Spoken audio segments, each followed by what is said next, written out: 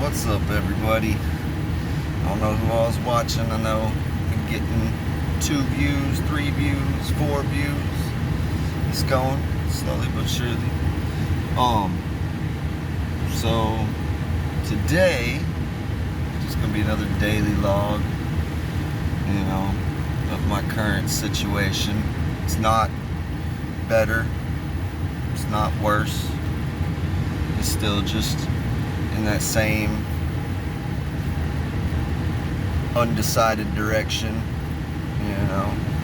The thing that I mentioned in the last one, that the last real clear decisive message that I got from God about the way I'm supposed to move is with Hosea being the blueprint and coming to the reality of how we as humans define love and how we don't necessarily manage love in the way that it's meant to be given. Our definition of love is very self-serving, and I think another thing that we don't consider is that the definition of love varies between the sexes too.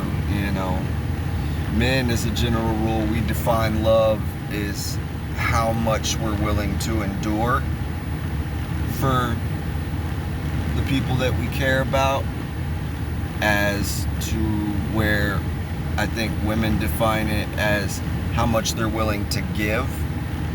And that may not sound that different, but it's very different. There's a saying that I used to hear and still hear pretty regularly, that a man will suffer his unhappiness for the sake of his family, as to where a woman will destroy her family for the sake of her happiness.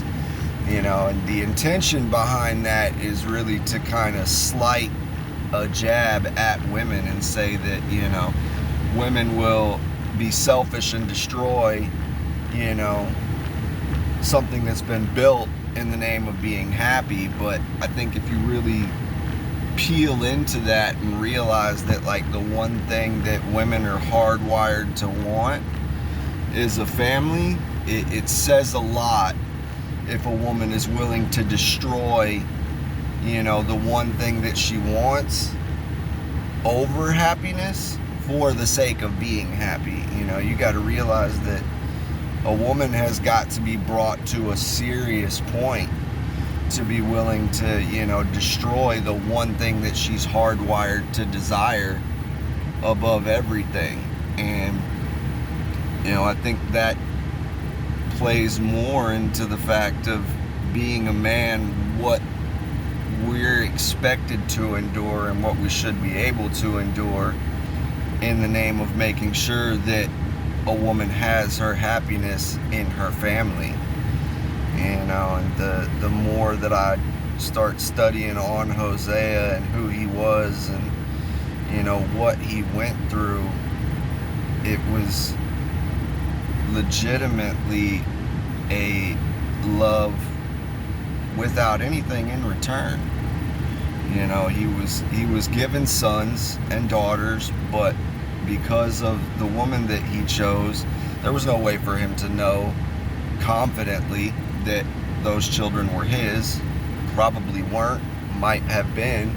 And nowadays we as men kind of like have this whole idea in mind that, like, it has to be ours, and if it's not, then that's a slight against us directly in some kind of way. And the idea of just actively loving somebody that is continually having children, and because of the lifestyle and the way they live and their lack of care for him, there was no way he could confidently know that the kids were his. But yet he still took them, gave them names as they were assigned by God, gave them inheritances, and raised them up as if they were his without a doubt.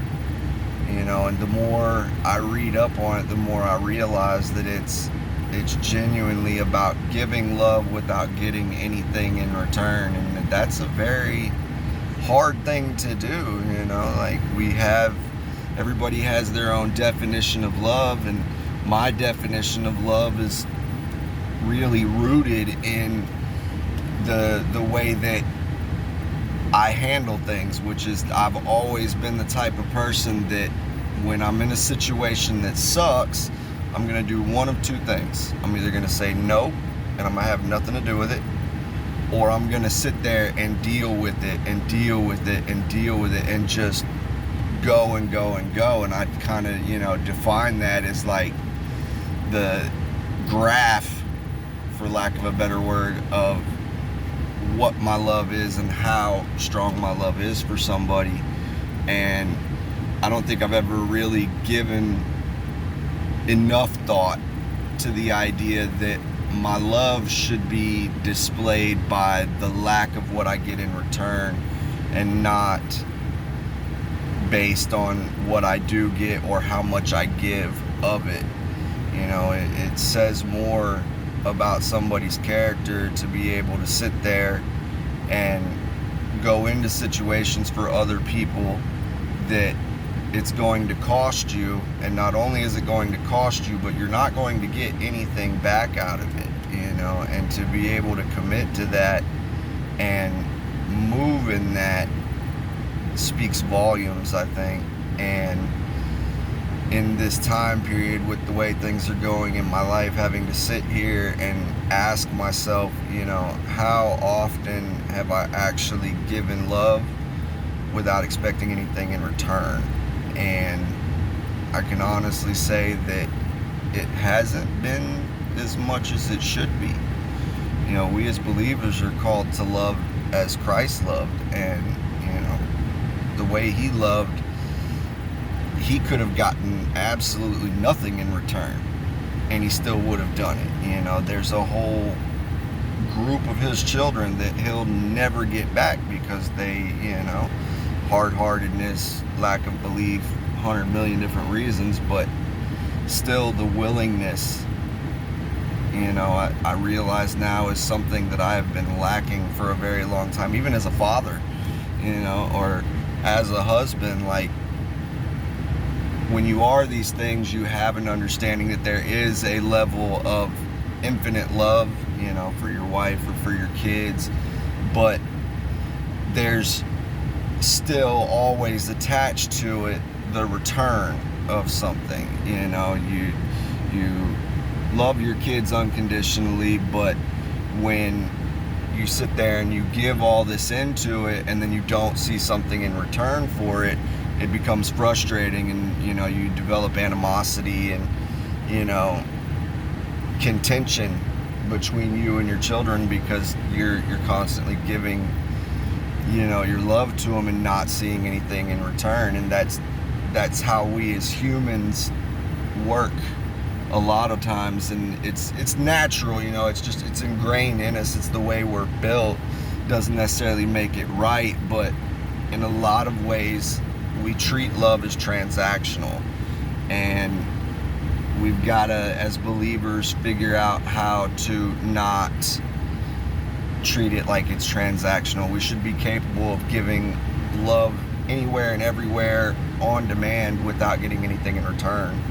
And that's something that I'm realizing that I have not been very good at.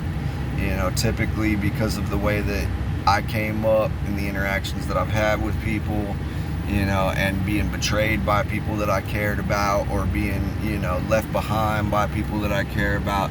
Seems like anybody that I've ever, you know, cared for in some kind of way has ended up doing me, you know, in a way that was not beneficial to me for loving them in the first place. And over the years it just turned into this, okay, well, you know, I need to see a certain level of commitment, gratitude, loyalty, whatever word you want to choose for it. I need to see a certain level of that to be willing to, you know, give somebody a certain amount of love. And that has cost me in a lot of ways, because while it's made me capable of enduring certain things, it also makes me harder to reach for the people that are trying to reach me.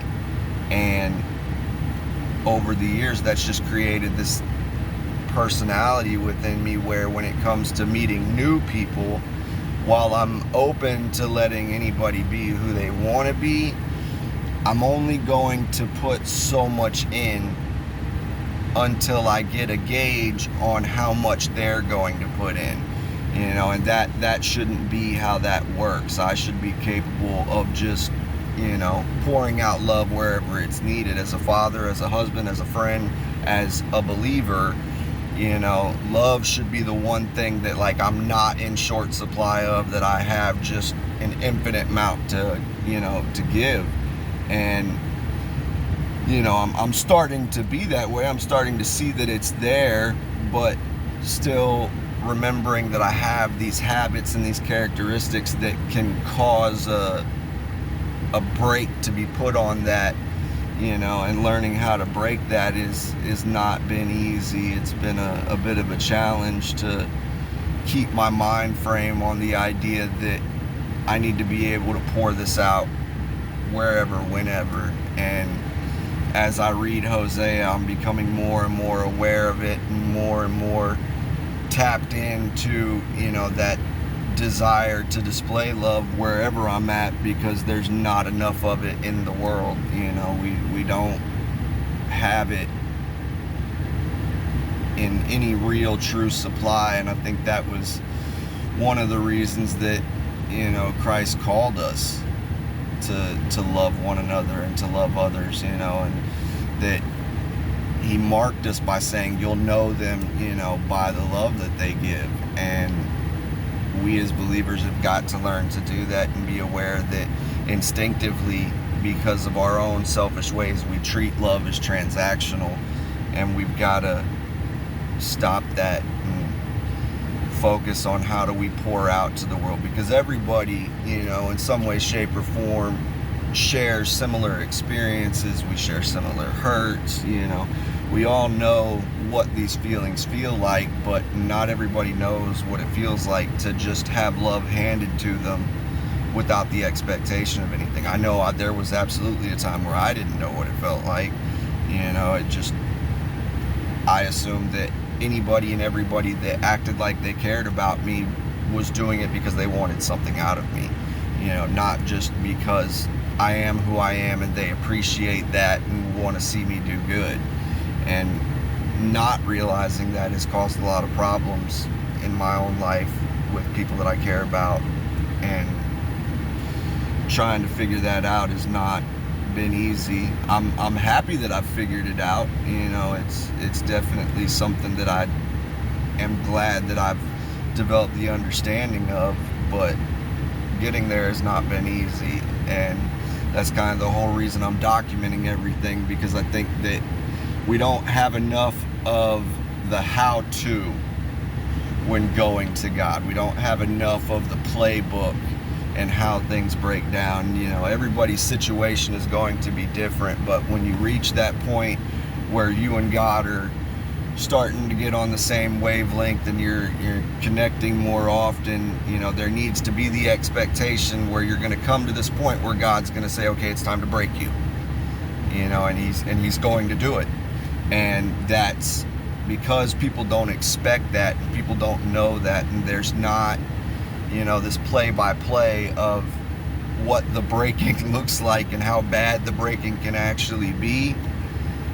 People have this idea in mind that, oh, you go to God and then everything gets great, and that's not necessarily accurate. It can be, but everybody is going to come to a point where God's going to say, okay, now I have to break you. And he's breaking you because he's getting rid of the parts of you that make you unable to be who he needs you to be in order to do what he needs you to do. And I think if people were more aware of that, we'd have more believers and more people that were, willing to jump into this thing and ride for God, because people don't like being tested. They don't like having their habits broken. They don't like being uncomfortable, and I don't think we have enough out there in the world that says, look, you're going to be uncomfortable. This is actually going to be the hardest thing that you will ever do with your life. This will not be easy. You know, you will never find a challenge greater than giving your life to God and letting Him break you, and then going into the mold that He has created for you. And so that's another reason that I'm making these videos, because while, yeah, I know there's, you know, I've only got 15 subscribers, you know, but 3-4 views at a time. I'm gonna start doing TikTok stuff here pretty soon. I'm still kind of learning how that all works, but, you know, trying to condense these messages into, you know, 60 to 90 seconds. I haven't figured out how I want to go about shooting at that just yet, but I'm putting the thought there, and I'll get that rolling. And hopefully once I get the TikTok thing rolling, I can attach the YouTube page to it. And once we attach the YouTube page to it, we'll get some people that, you know, are looking for more substance and maybe grow from there. But it's baby steps and baby growth, and, you know, with the hope that it happens in a way that brings about the restoration and the building of the things that I personally have mishandled and let fall apart. And, you know, if it doesn't, then that's a bummer in a lot of ways, but it doesn't change the fact that I have to trust that what God is doing is the best with the situation, you know, and that He knows what my heart is, and He knows that, you know, what I truly want is for this part of my life that has been created. I don't want it removed. I don't want it destroyed. I want it turned into the best thing that it can be for Him, you know. And it's a struggle sitting there letting that play out day in and day out for somebody like me whose mind is just always, you know, analyzing things. So I'm gonna stop it there, because we're at like 17 minutes now, and Lord knows I'll sit here and ramble for another 40, but just wanted to put that in there. Another day, not a lot of change in the physical, but plenty in the spiritual, and that's what we're looking for. So y'all have a good one, man. Appreciate it.